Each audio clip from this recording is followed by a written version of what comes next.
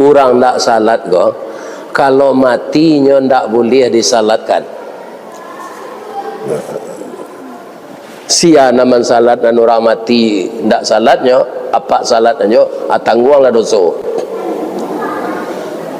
Ada Al-Quran melarang, ada.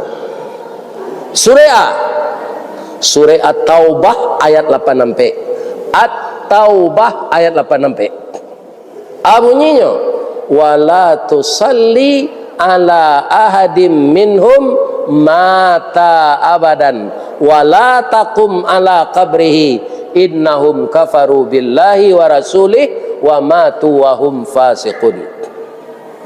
Jangan kamu salatkan jenazah orang yang mati ketika itu dia tidak salat ketika hidup.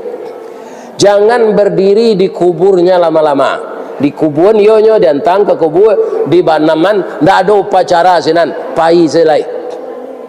Kenapa? Innahum kafaru billah wa matu wa hum fasiqun.